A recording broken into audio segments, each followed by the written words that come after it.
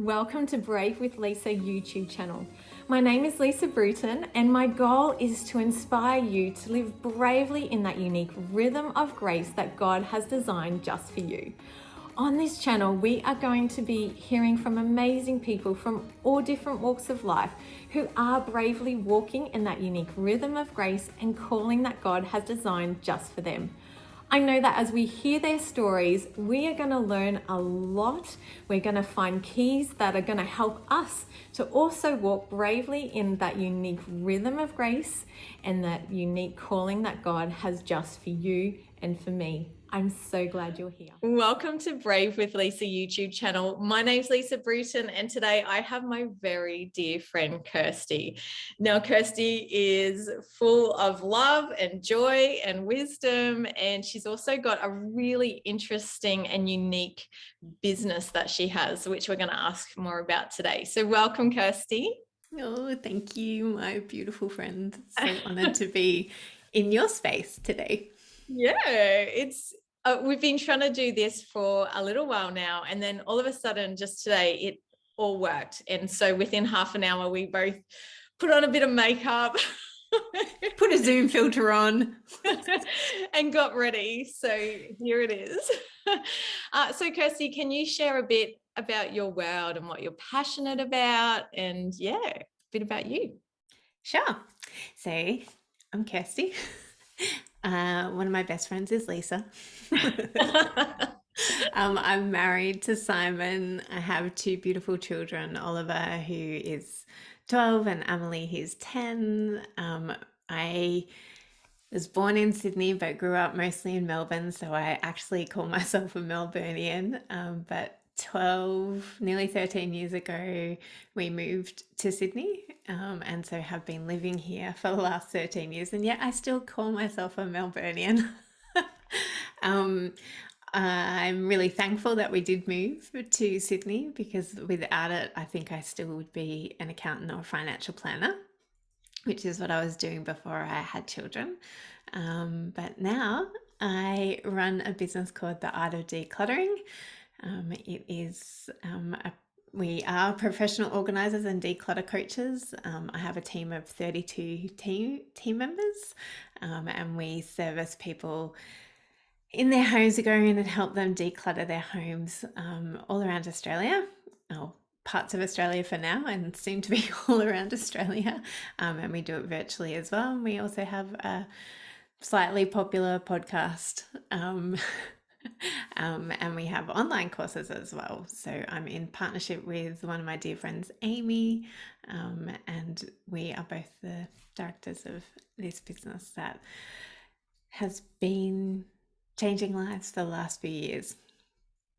It's incredible. And I've so loved watching you grow. And I think every time I talk to you, you're putting on a new staff member. So it's just incredible what God is doing in your business. But what I would love to find out and hear the story behind is, how do you go from accounting to what you do now? Awesome question. I think it probably goes back to when I was a teenager and I didn't know what I wanted to do, didn't know what strengths to play to at school. I was quite academic, or, quite good at school. And my mum saw my heart for children as well. And so she's like, well, I'm pretty sure you want to be a mum. So why don't you look for jobs that would work well for when that time comes for you, Kirsty? And so encouraged me to be an accountant or to be a travel agent, because she knows how much I love traveling as well. I'm always pushing Lisa to come and be her business partner in a rise as well. Or somehow work for her as well as running my own business. Yeah, right. Because I love traveling. And I ended up going into accounting, getting into uni and doing accounting, then worked in accounting, and then moved within corporate, and then moved into private practice. And in my last, I took a big break from uni And when Simon and I got married, we decided that I'd go back, finish my degree off. And that's when I discovered financial planning as well. And so when I'd finished my degree, I moved into a firm that I could do financial planning in. And I loved financial planning, loved it, was really wanting to move into that. Also, Simon had changed his mind about having children. So then I was like, okay, so now I have to find a career. So went into financial planning and absolutely loved it.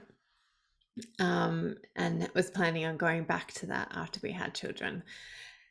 And we had children, and Simon got made redundant when Oliver was like 5-6 months old, and he found jobs up here in Sydney, and so that kind of was good because it meant I didn't have to go back to work. He negotiated a good package that meant that we could choose for me to stay at home, which is what I thought my heart was.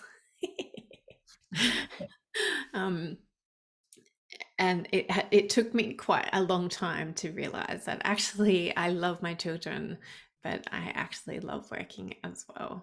And so when we were in Sydney, I was looking through a Howard Storage brochure and saw this idea of a professional organizer, and I was like, what is that?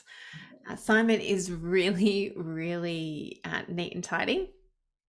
And it was quite a rub in our marriage when we first got married and first moved in together. It was a bit of a culture shock. And I knew that that's what he was like before I married him. He'd come into my bedroom in my parents' home and clean up my room for me. So it really shouldn't have been such a surprise when we moved in together, but it was. And, that's what, that's what marriage does. And so I decided, in my love for him and being a good Christian girl of growing up in the 90s, being formed in the 90s of my idea of relationships and marriage, that I would meld to his way of doing things. I think I might if I could go back in time, I think I might do things differently, but we can't go back in time. And I'm really grateful in a lot of ways for the choices I made. And so I had been watching him for years, looking at the way he did life, and realized that actually he has a lot of ease and grace in his life because he does keep things neat and tidy, and he knows where everything is, and he doesn't seem to forget things. And so when this looked in this brochure and saw what a professional organizer is, I started Googling them and see how many there was in Sydney and see what this industry was, and found some really rubbish websites and thought I could do better than that from a website perspective. Very arrogant of me.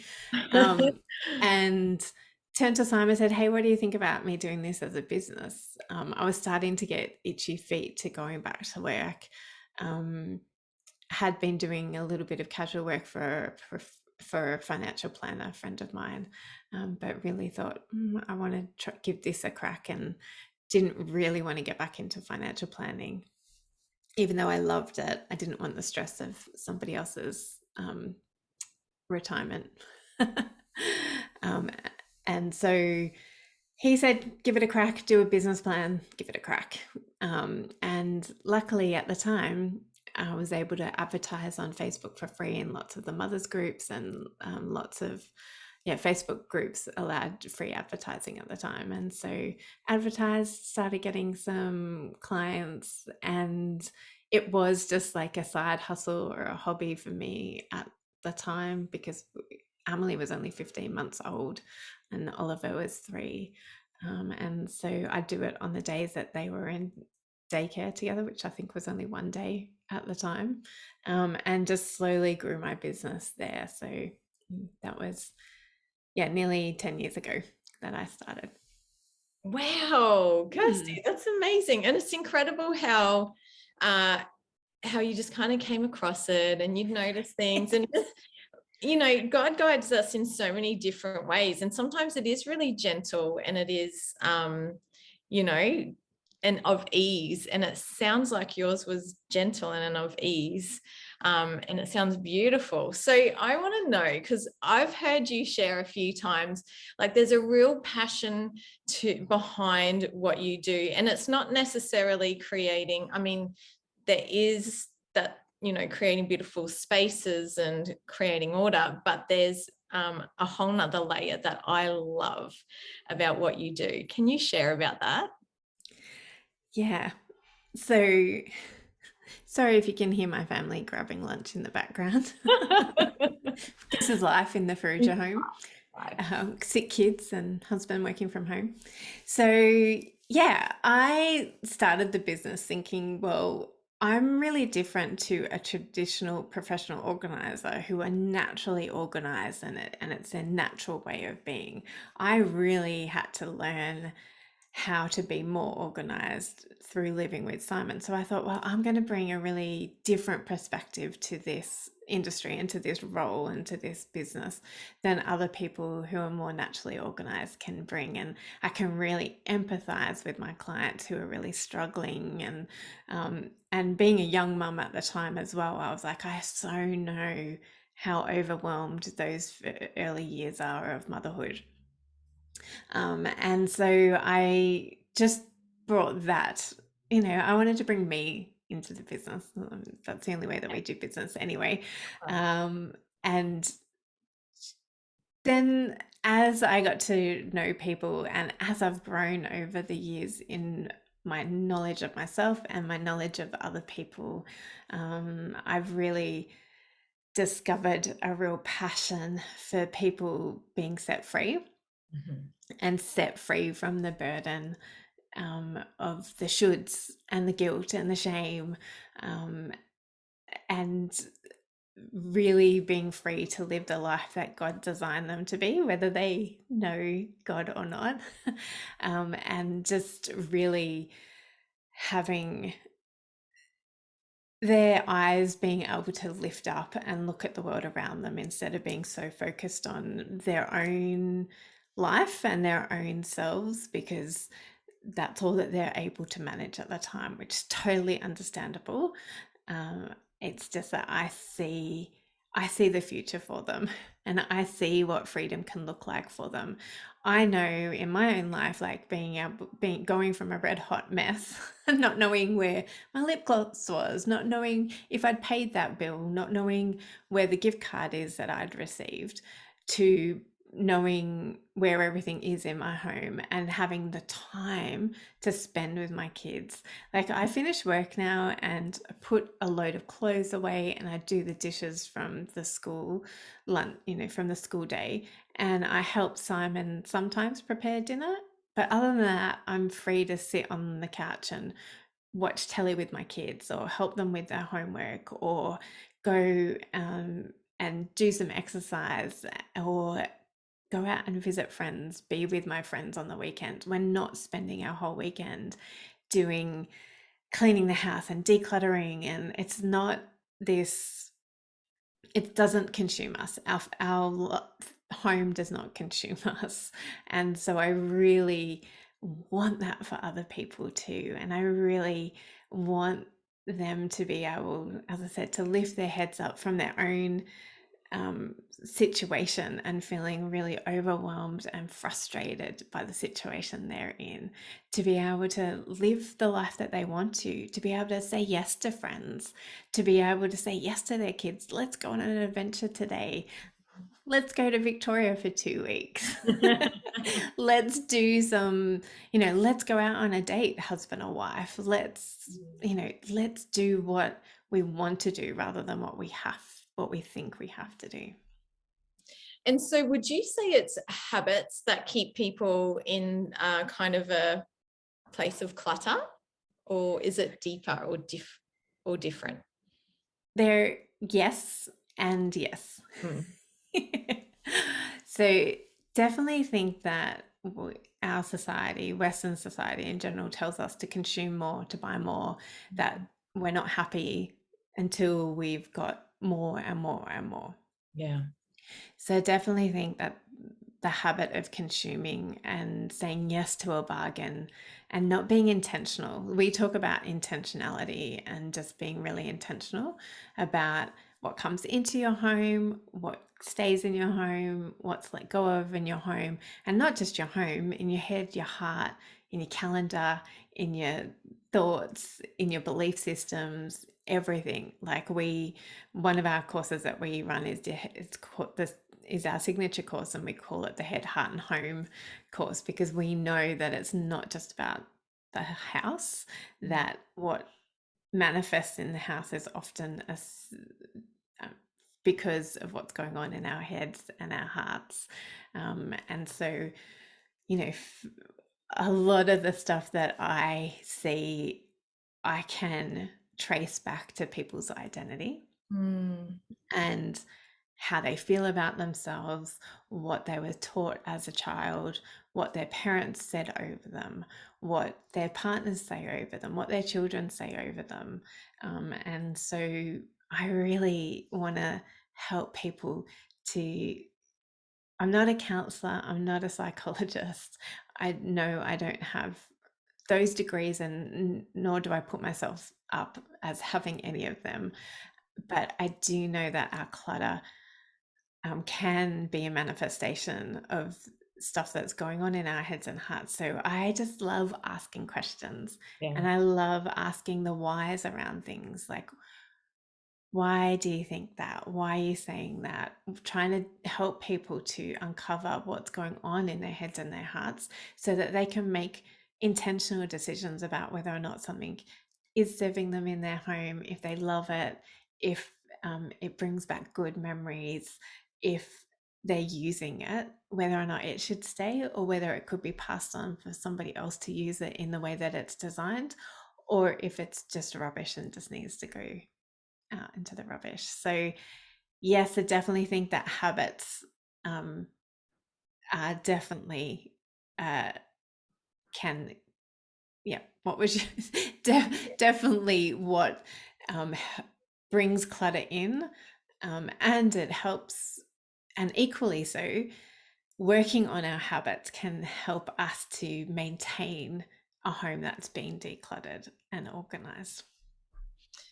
So I know that my husband, if he stops and listens to this, he's like, yes, Kirsty, preach, share this with my wife. Because I'm sitting here going, feeling a little convicted, but also excited, because I know that we can make changes. But I do know just before a retreat, my house is a little chaotic, and it just because my head, like you said, what's in your head, it really comes out. So I've got, boxes over here and packing over there and all sorts of things ready to go. And yeah, it can feel too much sometimes. So if I'm feeling convicted, I'm sure there's other people who are also going, oh, this is striking a nerve or a chord. What would you say? Where's a good place to start? Excellent question. I think there's so many different ways to start depending on the person. We always take the person in front of us as a unique person, designed in a unique way for a unique purpose. And so there's no one way fits all. And it really is about that person and their values and their vision for their home. So let's take you as an example, Lise. Now I'm getting nervous. Yeah. So, does this cause an issue between you and Maddie getting ready for a retreat? Or is he just like, that's cool, I know that this is He what it looks definitely like? gives me grace in that, but you can Yeah. also tell. So I've learned too, I keep the lounge room and the kitchen tidy, and it doesn't have much clutter. But my bedroom, it's got clutter, because that's where I just kind of go, whoa, like that. And so that would be my area we'd have to address if I had you around.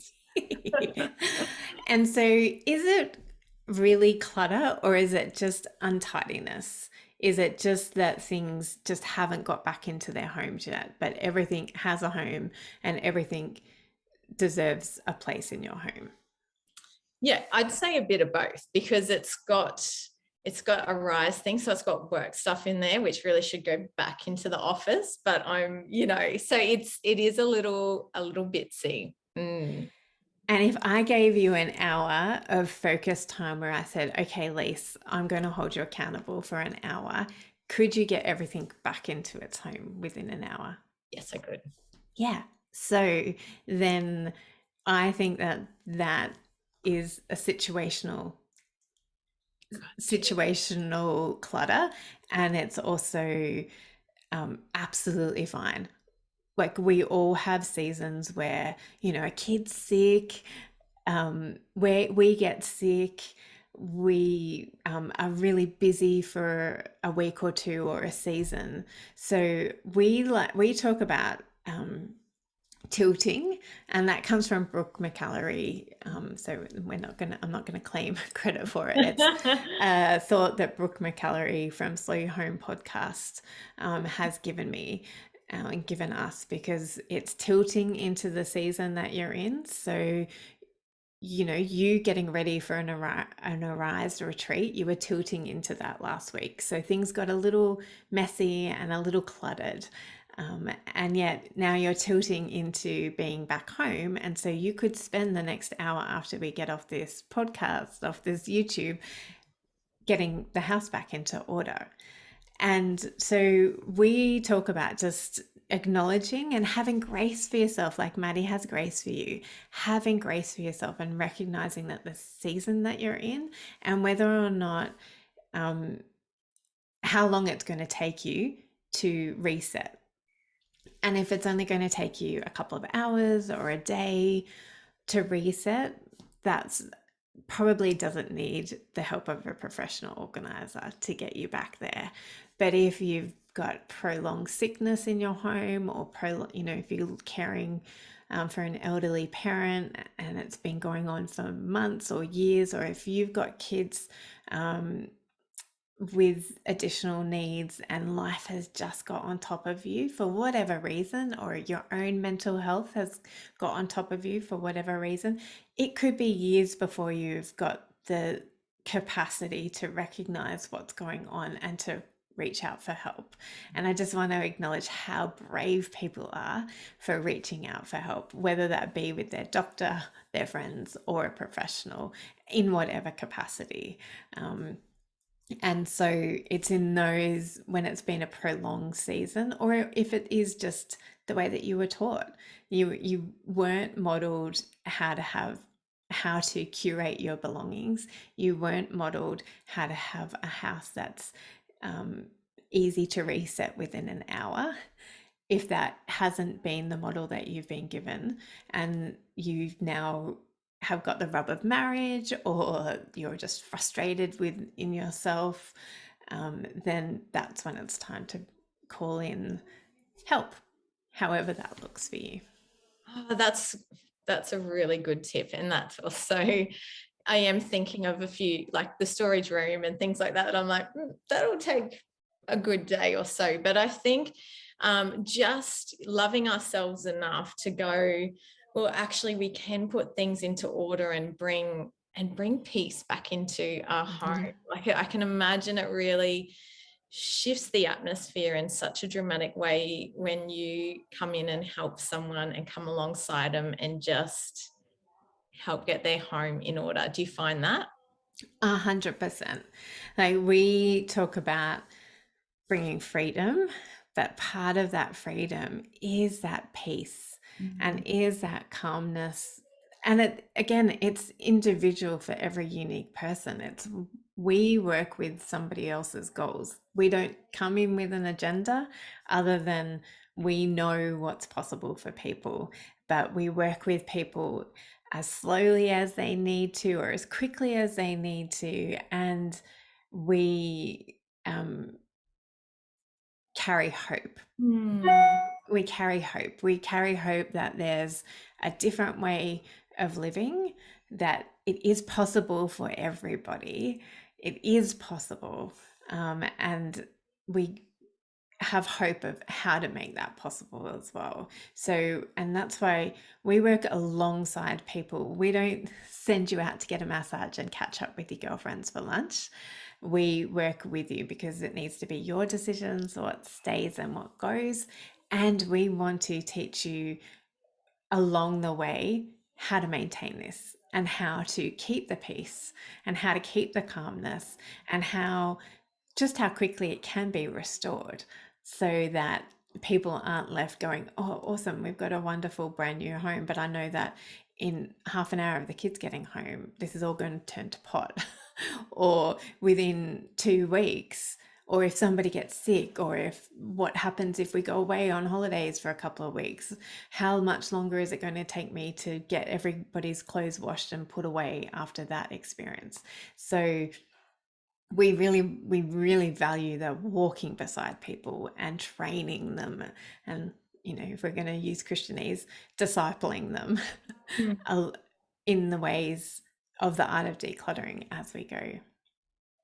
I love how you can hold space for people as well, and you're a safe place, because I can imagine there'd be scenarios where it'd be cathartic, but also emotional to, um, you know, release things out of your home. And so you would be amazing at that, because I, as a friend, know that you hold a safe place, but also you speak truth. And so you will be like, well, actually, let's have a look at this. And I love you enough to kind of push a bit closer on that thing that's coming up. Yeah, 100%. We really pride ourselves in our business, like for all of us. And we train our staff to really hold space for people and to read the room and to have enough emotional intelligence. And that grows. That has definitely grown in me over the last 10 years. The Kirsty that you would have met 10 years ago is vastly different to the Kirsty you see before you now. And I know I'm going to continue to grow in this area as well. At the core of the art of decluttering, though, is, and I keep coming back to it, is acknowledging the unique person in front of us and holding space for that person and leaving our expectations at the door. So we often will come into a session and go, great, and they've said that they want to do the kitchen, so that's what we're going to do today. And we walk in, something might have gone wrong in their day. They may have been fighting with their children before getting them off to school, or they may have got a really disturbing phone call, or they just may be having mental health challenges themselves. And so we just have to leave all of our expectations at the door and meet people where they're at.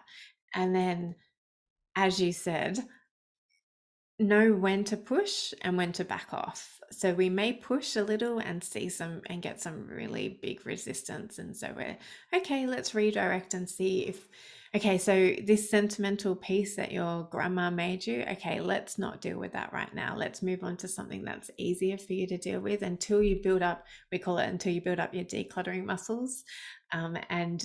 Or you feel that you're in a safe place with us. Sometimes, I had a client a couple of weeks ago where we spent the whole 4 hours sitting just listening to her.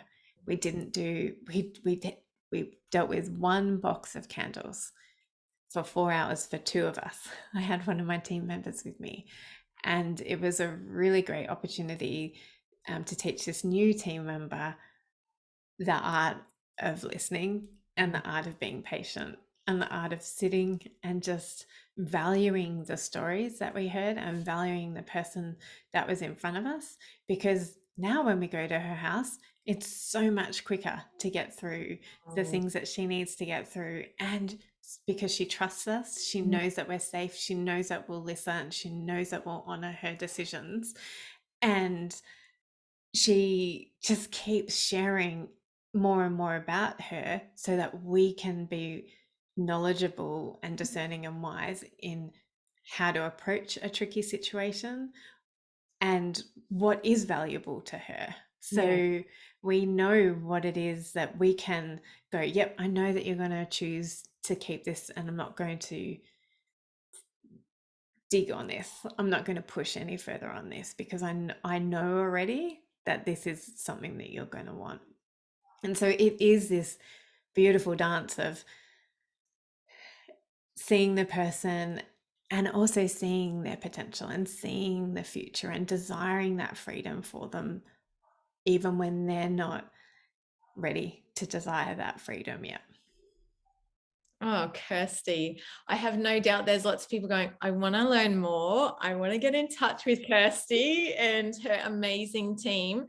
So can you share with us how they can do that, and even your podcast? Because I'm sure there's a lot of goodies to listen to there. Yeah, we just recorded our 300th podcast a couple of weeks ago. So there's 300 ideas. So it's called the Art of Decluttering. And we talk about different rooms of the house and different spaces of the house, but we also delve into the head and the heart and some, topics around mental health, autism, ADHD, which is probably one of our most popular episodes because it's targeted to women with ADHD, which often is undiagnosed. Yes. And people feel great shame and guilt about not being able to keep their house tidy, but it's even extra challenging when you have got ADHD going on as well.